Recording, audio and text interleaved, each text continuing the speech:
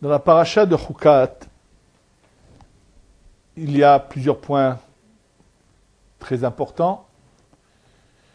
Un des points qui nécessite énormément de réflexion, c'est celui où Moshe, au lieu de parler à la roche, va frapper la roche. Et celui qui nous éclaire énormément là-dessus, c'est le Ora Haïm HaKadosh, Rabbi Haïm Ben Attar, dans son commentaire, qui ramène les 10 commentaires qu'il a vus avant lui, et il explique pourquoi il est en désaccord, et que ce que lui explique est vraiment fabuleux et merveilleux. Je vous invite tous à regarder ce commentaire du Ora Haïm HaKadosh, et j'en parle en particulier parce que Rabbi Haïm Ben Attar, celui qu'on appelle Ora Haïm HaKadosh, qui est né au Maroc, et qui plus tard va passer par l'Algérie, arriver en Italie. Il va passer quelques mois en Italie et emmener avec lui une centaine de personnes de la communauté italienne qui, eux, ne sont pas les gens les plus orthodoxes qu'il a pu rencontrer sur son passage, mais c'est ceux qui vont être les plus enclins à le suivre et qui vont être émerveillés par sa Torah et vont le suivre et aller avec lui en Eretz Israël. Et comme il le dira plus tard, avant de mourir, que s'il avait réussi à amener plus de monde avec lui, il devait se révéler en tant que Mashiach à son époque, et que malheureusement, ça n'a pas été le cas, ça ne s'est pas fait. En tous les cas, la Iloula du Ora Haïm HaKadosh, Rabbi Haïm Ben Attar, c'est le 15 Tammuz.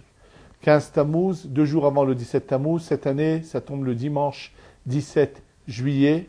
Et je voudrais déjà le dire à tout le public que Be'ezrat Hashem, nous au Kollel, nous organisons Be'ezrat Hashem, la Seouda, la Hiloula de Rabbi Haïm Ben Attar du Ora Haïm HaKadosh. Et en particulier, comme j'ai eu déjà l'occasion de le voir, que des gens qui avaient des maladies très graves, grâce à la Seouda du Ora Haïm HaKadosh, ont guéri, ont été vraiment sauvés. Donc, Be'ezrat Hashem, bien sûr que j'invite tout le monde à participer à cette Seouda.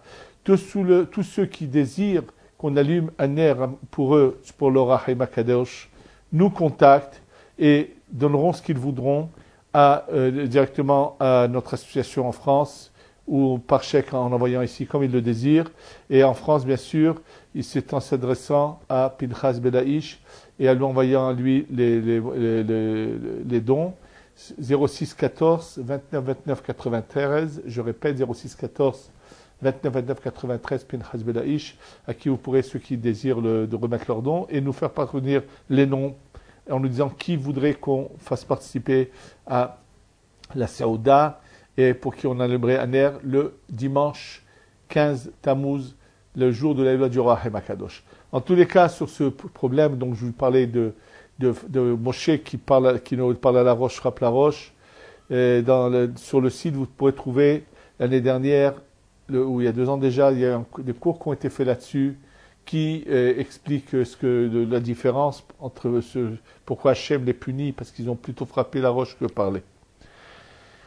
Là, j'ai pensé prendre un autre point de la paracha, le Midrash, la Gemara, qui dit que pourquoi la mort de Myriam est juxtaposée à côté des lois de la vache rousse. Nous savons que la vache rousse, cette para adouma, vient pour réparer la faute du veau d'or. Et la Gemara dit, ma para mechaperet, de la même manière que cette vache qui est emmenée va venir pour expier nos fautes. Mita tzadiki mechaperet, la mort des tzadikim expie nos fautes également. Bien sûr, il faut comprendre pour quel rapport et en quoi la mort d'un tzadik fait cela. La même chose existe dans cette paracha par rapport à la mort de Aaron HaKohen, que de la même manière que les vêtements de Kehuna expient les fautes, la mort des tzadikim expie les fautes. Et bien sûr, pour comprendre tout cela, il faut faire un rappel important des bases de notre croyance, de notre judaïsme. Et pour cela, je voudrais vous lire un petit texte que j'ai souvent mentionné, mais oralement, qui se trouve dans un livre qui s'appelle le Sefer HaGilgulim du Harizal, dans lequel le Harizal nous révèle la chose suivante. Védar, sache, c'est dans le Sefer HaGilgulim Perek Zayin. Je répète Sefer HaGilgulim et non pas Sha'ar HaGilgulim qui est plus connu, mais il y a le Shar Gilgulim, il y a Sefer Gilgulim. Donc dans le Sefer Gilgulim du Harizal, il est dit la chose suivante. Da, sache, qui yeshne mine neshamot. Il y a deux sortes d'âmes au Gan Eden. Ehad, première catégorie de d'âmes, Hem otam shenichlelu ba'adam arishon. Sont toutes les âmes qui ont été incluses dans Adam Rishon, c'est-à-dire qu'il s'agit de nous qui avons tous été finalement dans celui qu'on appelle Adam Rishon, le premier homme. Shnaim, alors quelles sont les autres âmes? Hem otam shelo nichlelu ba'adam arishon. Ce sont les âmes qui n'ont pas été mis dans Adam Rishon, qui n'ont rien à voir avec lui. Ve'elo neshamot em yoter gvuhim. Il dit celles qui n'ont pas été mises dans Adam Arishon sont plus grandes et plus élevées que les neshamot qui ont été inclus dans Adam Arishon. En réfléchissant un petit peu, on va voir que celles qui n'ont pas été incluses dans Adam Arishon, elles n'ont pas fauté et sont restées au Gan Eden. Et dans un autre texte du Harizal, quand il parle de la tentation de la manière, celui qui a fait trébucher Adam Arishon, qu'on appelle le Nachash, le serpent, c'est une manière de l'appeler en hébreu, qui est le symbole du mal, nous dit le Harizal dans un autre texte, dans un autre livre à lui, que effectivement, autour du Gan Eden, le Nachash ne pouvait pas rentrer à l'intérieur du Gan Eden. Mais il tournait 2 fois par semaine autour du Gan Eden, et essayer de communiquer avec ceux qui se trouvaient à l'intérieur. Et ceux qui le connaissaient faisaient attention de ne pas se laisser attraper. Il s'agit donc de ces âmes-là qui n'ont pas été inclus en Adam Arishon. Et ceux qui se laissaient donc attraper par lui et tromper, naturellement, eux, tombaient dans le piège. Et ce sont toutes les âmes qui nous concernent à nous. Mais en réfléchissant un petit peu à cela, s'il y a déjà 2 catégories avant la faute d'Adam Arishon, ça veut dire qu'il y a déjà quelque chose qui a défini ces catégories, il y a déjà des choses qui ont défini pourquoi il y en a qui sont là, il y en a qui sont là. C'est-à-dire qu'il y a déjà eu un test où déjà il y a eu des choix qui ont été faits. Il y en a qui sont arrivés, comme on dit, qui sont dans les 10 premiers de la classe, on pourrait dire, et ceux qui sont ensuite. Et c'est comme ça qu'on pourra comprendre la définition qu'il y a dans les différentes catégories, qu'il y a ces âmes qui sont très hautes, qui ne sont pas tombées, dont on va voir qui vont devenir, celles qui sont dans Adam Arishon, et au-dessous d'Adam Arishon, en dehors du Gan Eden, la source des 70 nations de tous les peuples du monde qui ne sont pas des Bnei Israël, qui ne sont pas des Bnei Israël. C'est qu'il y a un test qui a fait qu'on a 3 différents niveaux. Et le Nachash représente cette source qui est en bas. Et comment il va venir tenter Adam Arishon? Oui, toi tu es là-haut, tu ne penses pas à nous, descends vers nous. Il va jouer bien sûr celui qui va donner de la moralité, mais il va tromper Adam Arishon finalement. Et donc il nous dit, et donc elles sont plus élevées.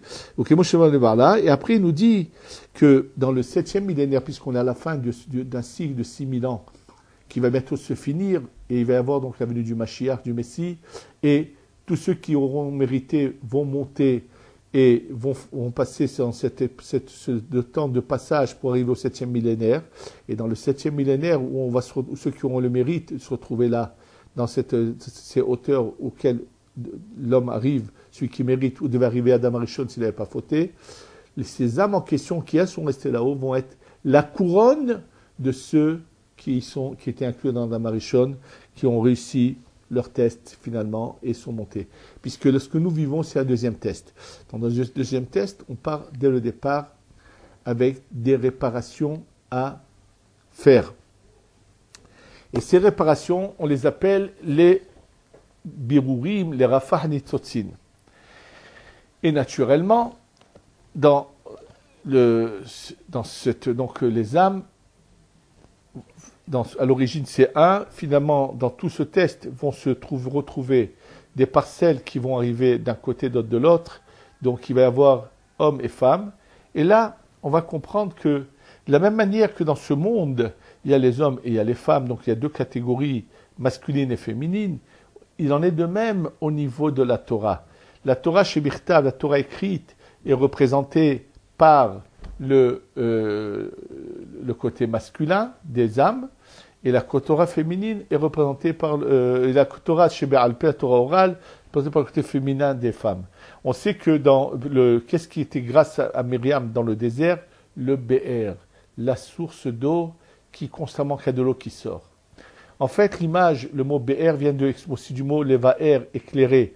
La Torah chez Bé'alpé, la Torah orale, vient nous éclairer sur la Torah chez Birta, la Torah qui est écrite. Ceux qui ont imaginé un instant que la Torah écrite, comment on appelle ça, on pouvait la comprendre, la lire et la comprendre textuellement, se trompent. Et sans la Torah orale qui a été donnée à Moshe Rabbeinu, transmise à Moshe Rabbeinu pendant ces 40 jours qui montent au ciel, c'est ce que le Talmud a été finalement mis par écrit, qui représente ce qui est le moyen de comprendre, et il n'y a pas de fin à cette Torah qui explique les textes écrits. Et bien sûr, tout vient du ciel, rien vient de l'homme. Les inventions des hommes, c'est du n'importe quoi. Et chaque fois que les hommes ont voulu... Alors au début, les hommes, bien sûr, n'ont pas osé écrire des théories à eux, parce que qui les aurait regardées? Alors naturellement, comment on appelle ça, ceux qui ont voulu faire se prendre pour essayer de faire passer leur message. Alors soit ils ont dit qu'ils ont inventé des choses comme l'histoire du Nouveau Testament, ou bien comme celui qui s'est fait passer pour un prophète qui a écrit le Coran. Toutes ces sottises-là que des hommes veulent écrire et veulent essayer de remplacer Dieu, d'imiter Dieu. On sait ce que ça a donné dans l'histoire, l'impact que ça a donné. Où ça donne un impact, ça fait des personnes cruelles, féroces et terribles. On voit aussi bien l'impact qu'a eu aussi bien le christianisme que le Coran sur ceux qui ont voulu le pratiquer, malheureusement ce qu'il a donné. En tous les cas, bien sûr, cette lumière divine qui est la Torah authentique et réelle, à cette partie qui est donc les écrits des 5 livres de Bereshit, Shemot, Vayikra avec les Ketuvim, et il y a la Torah orale qui vient nous aider. Dans cette Torah orale, bien sûr, il y a plusieurs parties. Il y a la côté du Talmud, il y a la Kabbalah, le Zohar, et tout ce qui a été écrit dans la Kabbalah qui vont nous aider à nous éclairer. Et en fait, pourquoi ça se comprend tout à fait que c'est représenté par la femme? La femme enfante, la femme a des enfants, d'elle sort encore d'autres corps, et c'est-à-dire celui qui, en fait, travaille la Torah orale pourra constamment faire naître et comprendre et déduire des choses qui étaient que juste cachées, qu'il faut faire sortir à l'extérieur, comme ce bébé qui est dans le ventre de ses mères et qui est sur l'extérieur.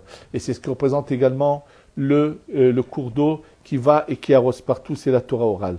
Et en fait, donc un tzaddik, pendant son vivant, il va faire ce travail de Berurim, il va bien sûr amonceler des Berurim et des Berurim, et le jour de sa mort, à l'encontre de tout ce qu'il a amoncelé toute sa vie, il fait monter là-haut. Et naturellement, son impact sur le reste du peuple d'Israël, puisqu'on est tous unis, fait que ce jour-là, beaucoup de gens vont ressentir, ceux qui voudront, vont se réveiller, et tous ceux qui auront participé à la douleur de voir le tzaddik partir et comprendront la perte et chercheront à aller dans son chemin, alors leurs fautes sont également pardonnées. Et c'est ça ce que ça a représenté. C'est pas juste c'est quelque chose de miraculeux qu'il y a un tzaddik qui meurt, ça y est, c'est fini. Cette semaine, par exemple, est décédé en Eretz Israël un des plus vieux rachis Shivot, le Rav Lefkovitch, à l'âge de 87 ans, qui avait enseigné la Torah pendant tellement d'années, avec tellement de ferveur, et un si grand personnage. Et on sait combien de gens ont été touchés par le départ de ce tzaddik. Et ça leur a tout de suite donné de la motivation d'aller dans son chemin. Alors tous ceux qui bien sûr comme cela, ceux-là, leurs fautes leur sont pardonnées. Et c'est ça ce que Mitat Tzadikim et Mechaperet, que la Torah nous enseigne. Ce qu'il faut comprendre, on a un but, on a un chemin, et celui qui veut retrouver l'endroit où était l'homme avant la faute, pour pouvoir monter plus haut, et ensuite s'unir à ces Tzadikim qui eux sont restés là-haut, il y a un seul chemin, c'est celui de la Torah, le chemin de la droiture, de se donner cœur et âme à cette lumière-là.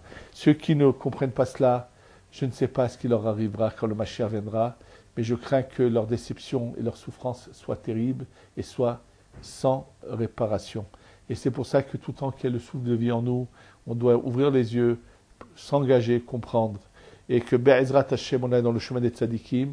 Et c'est pour ça que lorsqu'on fait une iloula, comme on va faire celle du Or HaChaim HaKadosh, le but, ça va être de dire que tous ceux qui participent, j'aurais demandé ici au Kollel, à tous les Kollelman qui seront présents, de dire un parole de Torah du Or HaChaim HaKadosh. Et j'invite à tous ceux qui désirent participer à nous le faire savoir, et que Be'ezrat Hashem, le Srud Yorahaim Akadosh, emmène la refoua shlema à tous ceux qui en ont besoin, un bon mazel à tous ceux qui en ont besoin, et que comme lui qui doit être le Mashiach ne l'a pas été, mais que lui agisse là maintenant, pour qu'on ait la Géoula shlema, le Mashiach, Tzidkenu Memera, Beyamenu, Amen.